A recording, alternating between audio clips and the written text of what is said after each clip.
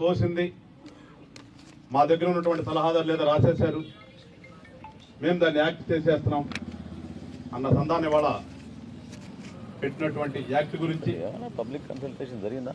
ఈ సమాజం పట్ల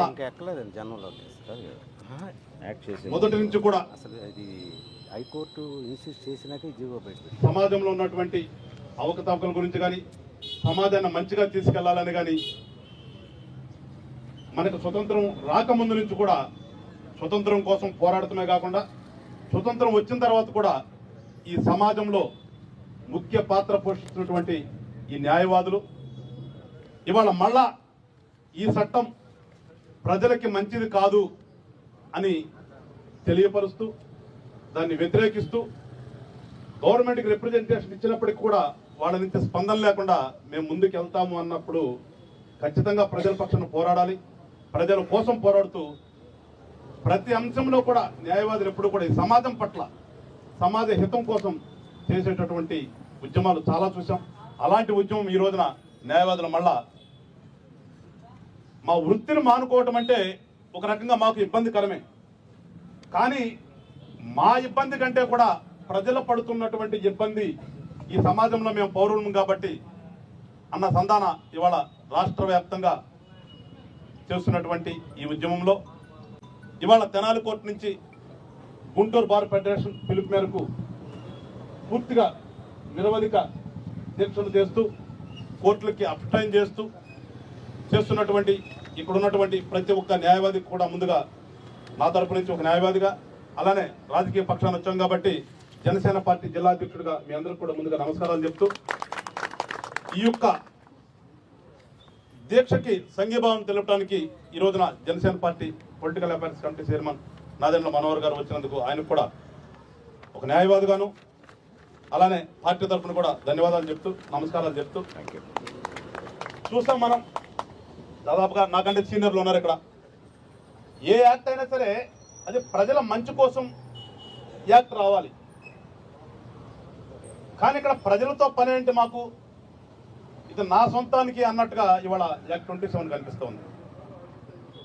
ఎందుకంటే ప్రస్తుత గవర్నమెంట్ చూస్తున్నాం, వచ్చిన దగ్గర నుంచి కూడా ఎన్ని అనాలోచిత నిర్ణయాలు తీసుకున్నారో, ఆ నిర్ణయాల్ని ఈ ప్రజల మీద ఈ రాష్ట్రం మీద ఏ రకంగా రుద్దారో, రుద్ది రాష్ట్రాన్ని ఏ రకంగా నాశనం చేశారో ఇవాళ రాష్ట్రంలో ఉన్న ప్రజలందరూ కూడా చూస్తున్నాం, తెలుస్తూ ఉంది. కానీ ఒక చట్టం తీసుకొచ్చేటప్పుడు దాని గురించి చర్చ పెట్టాలి.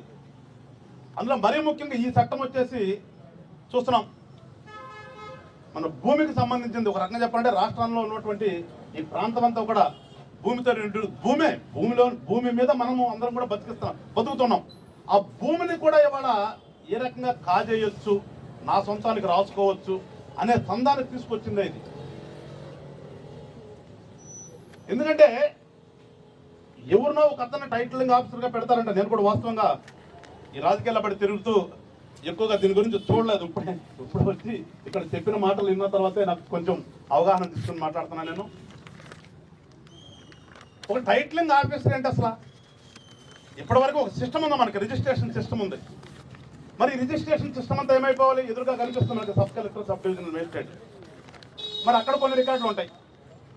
ఇవన్నీ ఏం చేస్తారు ఇవాళ ఈ జగన్మోహన్ రెడ్డి గారు కానీ, ఈ సలహాలు ఇచ్చేటటువంటి మేధావులు కానీ? అంటే రిజిస్ట్రేషన్ ఆఫీసర్ ఆల్రెడీ మనం చూసాం, రిజిస్ట్రేషన్ కూడా సచివాలయంలో ఉన్నటువంటి ఒక ఉద్యోగి కూడా రిజిస్ట్రేషన్ చేయొచ్చు అని చెప్పేసి ఈ మధ్యన ఆన్లైన్ రిజిస్ట్రేషన్ అని చెప్పేసి అది ఒక అనాలోచిత నిర్ణయం తీసుకుని రాష్ట్రం అంతా కూడా అల్లకల్లోనే చేశారు.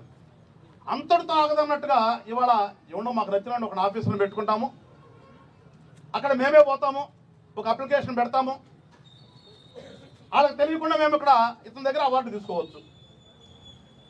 అసలు కోర్టు అనేది ఉండి స్వతంత్రం రాకముందు నుంచి స్వతంత్రం వచ్చిన తర్వాత కూడా కోర్టులు ఉండి కోర్టులో ఇంత పకడ్బందీగా నడుస్తూ ఉంటేనే ఇవాళ ఇంత పెద్ద ఎత్తున అదే రెవెన్యూ ఆఫీసర్లు భూములకు సంబంధించి లిటిగేషన్ ఎక్కడైనా మొదలైందంటే ఎవరు తప్పు వల్ల మొదలవుతుంది? అది ఆ రెవెన్యూ ఆఫీసర్లో తప్పు వల్లే ఇక్కడ మన కోర్టులో లిటిగేషన్ స్టార్ట్ అవుతుంది. ఈ భూములకు సంబంధించి వాడు ఎవడి పేరు ఎక్కిచ్చేస్తాడు, వాడింతా కూడా డబ్బులు తీసుకుని ఆ రకంగా వచ్చినవే కదా.